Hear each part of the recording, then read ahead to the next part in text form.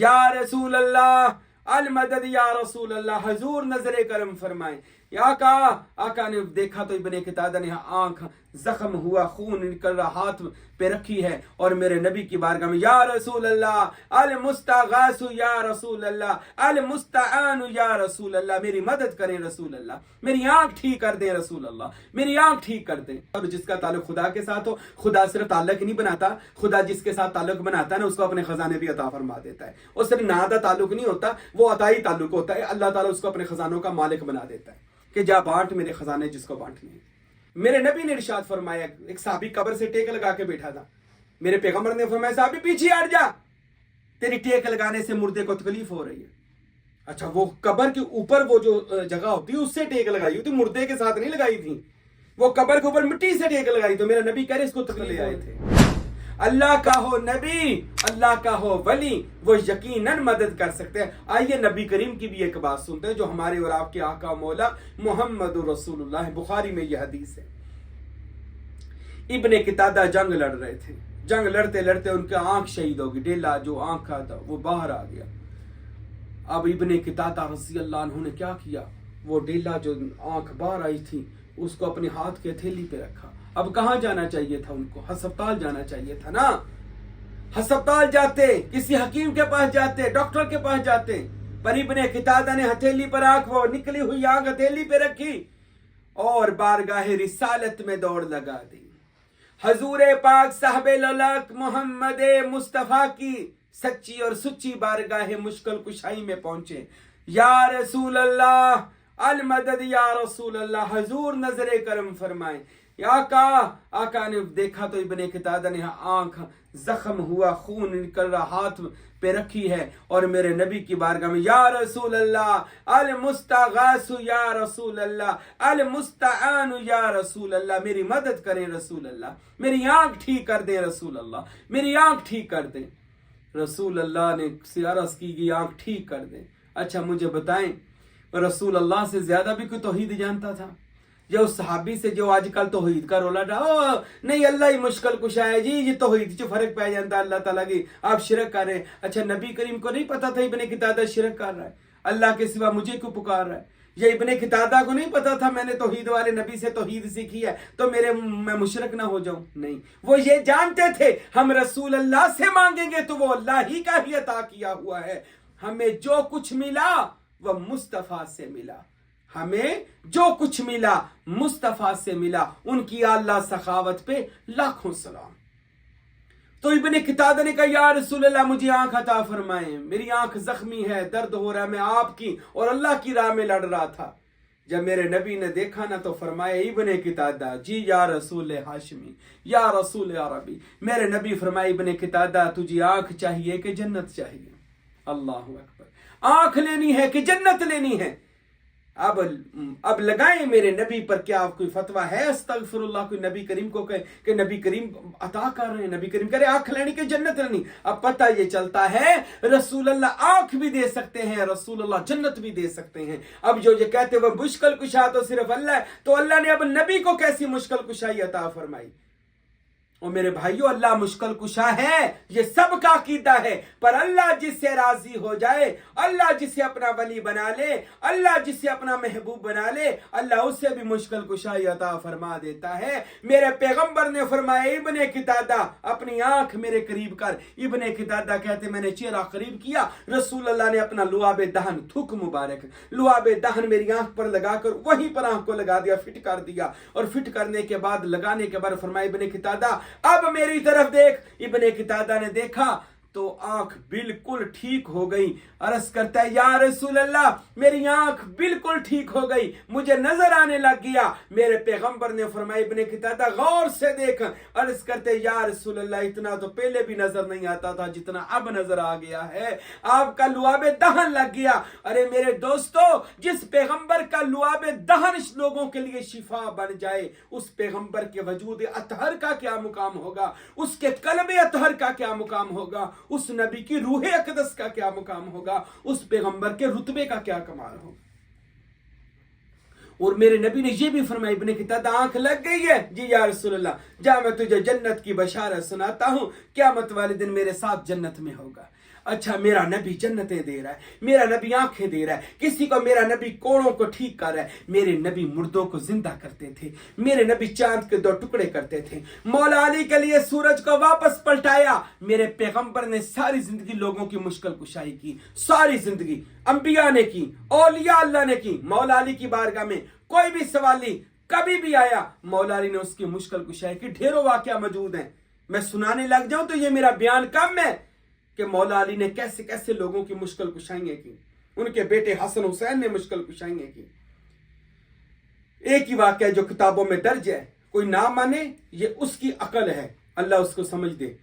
مولا علی کی بارگاہ میں ایک یہودی آیا, یا علی مدد فرمائیں. فرمایا کیا چاہیے؟ میری بیٹی کی شادی ہے. فرمایا اچھا. گھر گئے, ظاہری طور پر انما یرید اللہ لیذھب عنکم الرجس اہل البیت ویطہرکم تطہیرا, ارے جس گھر میں قرآن آیات بن کر اترے اور فرشتے نوکریاں کرنے کے لیے, اس گھر کے اندر جا کر کونین کی ملکہ جنت کی شہزادی سے پوچھا گیا ظاہری طور پر گھر میں کچھ موجود ہے؟ فرمانے لگی دنیا کو ناپسند کرتی ہوں, جو کچھ آتا ہے علی بانٹ دیتی ہوں, میں نے کبھی گھر میں کچھ نہ رکھا, ہر چیز خدا اور اس کے رسول کی راہ میں ہر اپنا مال خیرات کر دیا. میرے نبی کے اس شیر خدا علی علیہ السلام نے جب یہ سنا نا تو یہودی کو کہا ادھر آ. یہودی پاس آیا, اسی یہودی کو کہا جھولی ایسے کر, اس نے اپنی جھولی کو ایسے کیا. مولا علی نے 10 بار کہا اللہم صلی علی محمد و آل محمد, 10 بار درود پڑھا, پڑھ کر اس کی جھولی میں پھونک ماری. فرمایا جھولی کو بند کر لے, سینے سے لگا لے, گھر چلا جا, گھر جا کے کھولنا. اب وہ یہودی نے وہی عمل کیا, گھر گیا, رستے میں ہنس بھی رہا تھا, گھر گیا, بیوی بچوں کو اکٹھا کیا, کہنے لگا دیکھو علی نے میرے ساتھ کیا کیا, آپ دیکھتے ہیں جھولی کھول کر. وہ سب کو اکٹھا کرنے کے بعد اس کے ذہن میں تو یہی تھا کہ کچھ بھی نہیں ہے. اس نے جب اپنی جھولی کو کھولا تو اس کی جھولی پیسوں سے, ہیرے جوہرات سے, سونے چاندی سے بھری ہوئی تھی. اللہ اکبر. یہ درود پاک کا بھی معجزہ ہے, یہ مولا علی کی بھی کرامت ہے. اور علی نے ایسے ہزاروں واقعات ہیں, مولا نے لوگوں کی مدد فرمائی ہے. اور آخر پر میں ایک اور بات سنا دوں آپ کو. حضرت علی علیہ السلام کے پاس سلمان فارسی بیٹھے تھے جو بڑے ہی بزرگ ہو چکے تھے, اور انہوں نے تقریباً بڑے 100 سالوں میں انہوں نے عمر پائی ہے. ان کی عمر کے بارے میں اختلاف ہے کہ کوئی 100 سال, کوئی 250 سال کہتا ہے. پہلے آپ آگ کی پوجا کرتے تھے, پھر آپ عیسائیوں کے پاس عیسائی مذہب قبول کیا, مسیح ہو گئے, پھر مسیح, پھر مسیح, پھر چوتھی بار مدینہ شریف پہنچے سلمان فارسی. تو سلمان فارسی حضرت علی علیہ السلام کے پاس بیٹھے تھے, دونوں باتیں کر رہے تھے. تو مولا علی علیہ السلام نے فرمایا سلمان جی یا مولا علی اپنی جوانی کا کوئی واقعہ سناؤ. حضرت سلمان کہتے ہیں یا مولا علی شیر خدا, میری جوانی کا واقعہ سنے کہ میں ایک دفعہ اس وقت میں آگ کی پوجا کرتا تھا. یا علی میں جوان تھا, جنگل میں تھا اور آگ کی پوجا کر رہا تھا. میں عبادت میں مصروف تھا کہ شیر نے مجھ پر حملہ کرنا چاہا. تو میرے گرو جو میرے استاد تھے انہوں نے مجھے آواز دی کہ آپ نے کہنا ہے کہ یا ابو الحارث, یا اس طرح کا کوئی عربی کا لفظ تھا کہ اے جنگل کے شیروں کے بادشاہ میری مدد فرما. تو فوراً جو باطن میں ان کا بادشاہ ہوگا نا وہ تجھے شیر سے بچا لے گا, تو آپ نے ایسا کہنا ہے. تو مولا علی علیہ السلام میں نے جب پکارا نا کہ اے جنگل کے شیروں کے بادشاہ, اے قیامت تک کے شیروں کے بادشاہ میری مدد فرما, تو فوراً ایک گھڑ سوار آیا. اس نے نقاب کیا ہوا تھا اور وہ گھڑ سوار گھوڑے پہ سوار تھا. وہ آیا اور اس نے آ کر شیر کو ڈانٹا اور شیر چلا گیا, بلکہ سب شیروں نے اسے سجدہ سلام پیش کیا, اور وہ جو جنگل کے شیر تھے سارے بھاگ گئے. مولا میں پھر اس نورانی شخصیت کو جو میں نے دیکھا تھا نقاب پوش تھی, میں نے نا پھولوں کا گلدستہ بنا کر نا اس کو تحفہ پیش کیا. تو یہ مجھے واقعہ زندگی میں نہیں بھولنا کہ ایسی ایک پاک روح میری مدد کرنے کے لیے آئی اور میری مشکل کشائی اس ہستی نے کر دی. اور یا علی یہ واقعہ تقریباً 100 سال پرانا ہے, یعنی اتنے 100 سال پرانا میں واقعہ سنا رہا ہوں. تو مولا علی علیہ السلام میرے ساتھ یہ واقعہ ہوا. مولا علی علیہ السلام فرمانے لگے تو نے اسے کیا پیش کیا تھا؟ کہنے لگا یا حضرت میں نے اس کو گلدستہ پیش کیا تھا. جب اتنی بات کہی جناب علی شیر خدا علیہ السلام نے نا ایسے کر کے گلدستہ اٹھایا اور سلمان فارسی کو دکھایا. سلمان نے جب دیکھا تو کہنے لگے یا علی یہ تو وہی گلدستہ ہے جو میں نے 100 سال پہلے وہ جو جنگل میں بادشاہ آیا تھا اس کو دی تھی, وہ نورانی ولی اللہ کو دیا تھا. تو مولا علی فرمانے لگے اے سلمان وہ مدد کرنے والا مشکل کشا میں ہی تھا کہ جس کو تو نے 100 سال پہلے جو گلدستہ دیا تھا وہ میں علی تھا۔ اللہ اکبر۔ علی تو وہ ہیں جو ابھی دنیا میں نہیں آئے اور مدد کر رہے ہیں، دنیا سے چلے گئے تو مدد کر رہے ہیں۔ اب اچھا آخر پر یہ تو یا علی مدد کی بات نا، تو یا علی مدد آج بھی مدد کر رہے ہیں، ان کی مدد میں کوئی فرق نہیں ہے کیونکہ وہ اللہ کے ولی ہیں، ان کا تعلق اللہ اور اس کے رسول کے ساتھ ہے، اور جس کا تعلق خدا کے ساتھ ہو، خدا صرف تعلق ہی نہیں بناتا، خدا جس کے ساتھ تعلق بناتا ہے نا اس کو اپنے خزانے بھی عطا فرما دیتا ہے، اور صرف نہادہ تعلق نہیں ہوتا، وہ عطائی تعلق ہوتا ہے، اللہ تعالیٰ اس کو اپنے خزانوں کا مالک بنا دیتا ہے کہ جا بانٹ میرے خزانے جس کو بانٹنے ہیں۔ اچھا بات یہ ہو رہی تھی آخر پر کہ کیا وہ بعد از وصال بھی مدد کر سکتے ہیں؟ تو قرآن پاک میں اللہ تعالیٰ نے ارشاد فرمایا کہ جو اللہ کے رستے میں مارے جائیں انہیں مردہ مت کہو، وہ زندہ ہیں، وہ رزق دیے جاتے ہیں، لیکن لا تشعرون تمہیں عقل نہیں ہے، تمہیں شعور نہیں ہے۔ اب اللہ فرماتے ہیں کہ جو اللہ کے راہ میں مارے جائیں، اللہ کی راہ کون سی ہے؟ میرے نبی کریم سے پوچھا کہ یا رسول اللہ اللہ کا راستہ میدان جنگی ہے؟ فرمایا نہیں۔ اگر کوئی بندہ علم سیکھتے سیکھتے مر گیا تو وہ بھی اللہ ہی کی راہ ہے۔ اگر کوئی بندہ عبادت کرتے ہوئے خدا کی ذات میں فنائیت اور بقائیت کے مرتبے حاصل کرتے ہوئے راہ سلوک کی منزل تو اس میں مر گیا وہ بھی اللہ ہی کا راہ ہے۔ اب انبیاء سے لے کر جناب محمد مصطفیٰ تک اور محمد مصطفیٰ سے علی شیر خدا اور پھر قیامت تک کے جتنے اولیاء ہیں سب اللہ ہی کی راہ میں تو مرے ہیں، سب اللہ ہی کے لیے تو مرے ہیں، ان کا جینا مرنا اللہ کے لیے ہے، ان کی زندگیاں اللہ کے لیے ہیں۔ اولیاء اللہ ہوتے ہی وہ ہیں جن کے نام کے ساتھ ہی اولیاء اللہ کے دوست، ارے ان کا تو جینا مرنا اپنے دوست خدا کے لیے ہوتا ہے، تو وہ خدا کے رستے میں مرے گئے، اور خدا کہتے ہیں ان کو مردہ نہ کہو۔ ہوں تے بے شرم لوگ ہیں، او جی ہوتے مر گئے قبراں چ چلے گئے تسی انہاں کو کیوں منگ دے جے؟ بے شرم خدا کہہ رہے ہیں ان کو مردہ نہ کہے، تو خدا کی بات پہ کفر کر رہا ہے، اور خدا کہہ رہے ان کو رزق دیا جاتا ہے۔ اچھا رزق مرے بندے کو کون رزق دیتا ہے؟ کبھی مرے بندے کو بھی کوئی روٹی پانی دینے جاتا ہے؟ خدا قرآن میں کہتا ہے ان کو رزق دیا جاتا ہے۔ لا تشرن تو بے وقوف ہے، تجھے عقل نہیں ہے، اللہ کہتے میں ان کو رزق عطا کرتا ہوں۔ اب رزق صرف روٹی ہوتی ہے؟ رزق زندگی بھی رزق کہا جاتا ہے، جوانی کو بھی رزق کہا جاتا ہے، دولت کو بھی رزق کہا جاتا ہے، اختیارات کو بھی رزق کہا جاتا ہے، پیسے کے آنے جانے کو بھی رزق کہا جاتا ہے، جتنے اللہ تعالیٰ ان کو باطن کے اندر مراتب عطا کرتے ہیں اس کو بھی رزق کہا جاتا ہے۔ اللہ ان کو رزق یعنی رزق میں نہیں، وہ جو چاہتے ہیں اللہ ان کو قبر میں عطا فرماتا ہے۔ اس سے مراد رزق سے مراد یہ ہے۔ تو اللہ کے نبی یہ تو اب حدیث سن لیں، مشکات شریف میں، ابن ماجہ میں، دیگر حدیثوں میں رسول عربی محمد مصطفیٰ صلی اللہ علیہ وسلم نے ارشاد فرمائے لوگو اللہ نے انبیاء کے جسموں پر مٹی کو حرام کر دیا، نبیوں کے جسم کو مٹی نہیں کھاتی، انبیاء کے جسم بھی سلامت ہے۔ اور یہ واقعہ موجود ہے بخاری شریف میں، میرے نبی فرماتے ہیں کہ جب میں معراج پر گیا، مسجد اقصی میں نماز پڑھائی اور میں پھر سرخ ٹلے کے پاس سے گزرا، سرخ پہاڑ تھا تو وہاں کے پاس سے گزرا تو میں نے موسیٰ کی قبر پر سلام کیا، تو جب دیکھا تو موسیٰ اپنی قبر میں نماز پڑھ رہے تھے، موسیٰ اپنی قبر میں نماز پڑھ رہے، نماز پڑھنے روح نماز پڑھ رہی تھی، جسم نماز پڑھ رہا تھا، تو موسیٰ اپنی قبر میں عبادت میں مصروف تھے۔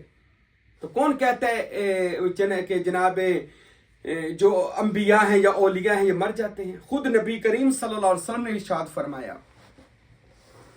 میرے نبی نے فرمایا جو بعد از وصال میرے دنیا کے جانے کے بعد، ظاہری پردہ کرنے کے بعد میرے مدینے آیا وہ ایسے ہی ہے جیسی میری زندگی میں مجھے ملنے آ گیا۔ اور ایک اور بخاری کی حدیث سن لیں، ایک صحابی تھے حضرت سعید رضی اللہ، خدری تھے یا جدری رضی اللہ، ان کو جب پتہ چلا نبی کریم وصال فرما گئے تو وہ رسول کریم صلی اللہ علیہ وسلم کے قبر انور پر آیا، اس کو کوئی پریشانی تھی تو وہ رسول پاک کی قبر پر سر مبارک اپنا سر رکھ کر حضور کی قبر انور پر، قبر مبارک پر رو رہا تھا، یا رسول اللہ میری مدد فرمائیں، آقا میں تو اپنی پریشانی لے کر آیا تھا، میری پریشانی کو دور کر دیں، یا رسول اللہ میری مدد فرمائیں۔ یہ ایسے آہو پکار رسول اللہ کی قبر پر کر رہا تھا۔ تو اس وقت ظالم مروان مدینے کا گورنر تھا، وہ مروان ظالم لانتی آیا اور اس نے اس صحابی کو ٹھوکر ماری، پاؤں کی ٹھوکر مار کے کہتا ہے اوے یہ کیا کر رہا ہے قبر کے ساتھ؟ ना कर रसूल करीम की कब्र के, तू क्या कर रहा है, ये क्या बातें कर रहा है। तो उस सहाबी रसूल हजरत सईद ने अर्ज किया, फरमाने लगे, ओ मरवान लानती पीछे हट जा, मैं पत्थर और मिट्टी को बात नहीं सुना रहा, मैं तो रसूल अल्लाह को बात सुना रहा हूं, मैं तो रसूल अल्लाह को अपना दुख सुना रहा हूं। अब ये सहाबी हजरत सईद का क्या अकीदा है कि रसूल अल्लाह सुनते भी हैं, दुख दूर भी करते हैं, और मरवान का क्या अकीदा है कि कब्र पे नहीं जाना, कब्र से नहीं मांगना, कब्र पर जाकर दुआ नहीं मांगनी। ये मरवान का, उस मदीने के जालिम गवर्नर का ये अकीदा था। लेकिन सहाबा का यही अकीदा रहा सारी जिंदगी। वो मोहम्मद मुस्तफ़ा को हर मुश्किल वक्त में पुकारते थे, बाद विसाल भी नबी करीम वैसे ही लोगों की मदद करते थे। वो तो नबी करीम है, इमामुल अंबिया हैं, जिनके जिस्मों पर वैसे भी मिट्टी हराम है। रसूल अल्लाह आज भी जिंदा और जवेद है, ठीक है। वो तो हम यहाँ पर पढ़ें, कितना खूबसूरत शेर है, हम यहाँ पर पढ़ें वो मदीने सुने, उनकी आला समात पे लाखों सलाम। तो मेरे नबी तो आज भी सुनते हैं। और वैसे भी कुरान कहता है, वमा अरसलनाका इल्ला रहमतल लिल आलमीन, ए हबीब हमने आपको रहमत बनाया पूरी कायनातों के लिए। जो कायनातों की रहमत हो, मैं कभी कभी सोचता हूँ रहमत फौत की तो हो गई, कभी रहमत भी मरती है। खुदा ने उनको कह दिया तू रहमत है, रहमत तो हमेशा रहमत ही रहती है, रहमत तो कभी भी जहमत नहीं बनती, यानी अस्तगफिरुल्लाह, रहमत को तो कभी मौत नहीं आती। रसूल अल्लाह को कैसी आ गई। मैं एक बार जा रहा था, एक बंदा तौबा माज़ल्ला नबी करीम को कह रहा था कि वो मुर्दा है, वो चले गए दुनिया से, कुछ नहीं कर सकते। तो मैंने बाद में उस मौलवी को पूछा जाकर, मैंने कहा कुरान मजीद जिंदा है कि फौत हो गया। कहते कुरान जिंदा है। मैं कुरान की आयतें जिंदा हैं कि फौत हो गई। कहते जी कुरान की आयतें भी जिंदा है। मैं कहा फिर सोचने वाली बात नहीं, कुरान जिंदा है और साहब कुरान को तो मुर्दा कह रहा है। कुरान की हर आयत जिंदा है और जिस पर आयत कुरान उतरी है उसको तो मुर्दा कह रहा है। अरे वो जो रहमत लिल आलमीन है, पूरी पूरी हर आलमीन में वो अपनी रहमत की ड्यूटी कर रहे हैं, तू उनको मुर्दा कह रहा है। शर्म नहीं आती क्या। रसूल पाक साहब सल्लल्लाहु अलैहि वसल्लम ने मौत का जायका चखा है, लेकिन उनके लिए मौत वो मौत नहीं थी जो कुरान मजीद ने साबित कर दिया कि जो अल्लाह की राह में मारे जाए उनकी मौत यह है। तो जो नबी करीम जो बाइसे तख्लीक कायनात हैं, उनकी मौत हमारी मौत की तरह नहीं थी। और ये तो वैसे भी अच्छा, मैं ना एक बार एक दरबार पर गया तो वहां पे कुछ बंदे बहस कर रहे थे, और जी बाबा ने फौत हो गया, कब्र वाले इनू की पता, एवं लोग उते पढ़ी जाते थे, दुआमा करी जाते। मैं कहा यार हजूर की हदीस है, मेरे यहाँ नबी कब्रिस्तान से गुजर रहे थे तो फरमाया अस्सलामु अलैकुम या अहलल कबूर, साहबा तुम भी इनको सलाम को।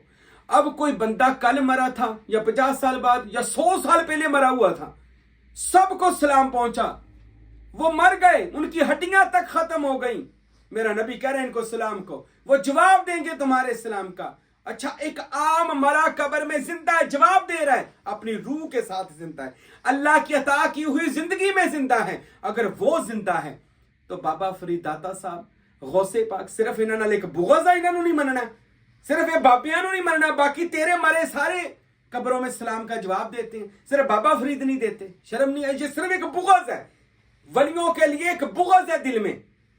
मेरे नबी ने इरशाद फरमाया, एक साहबी कब्र से टेक लगा के बैठा था, मेरे पैगंबर ने फरमाया साहबी पीछे हट जा, तेरी टेक लगाने से मुर्दे को तकलीफ हो रही है।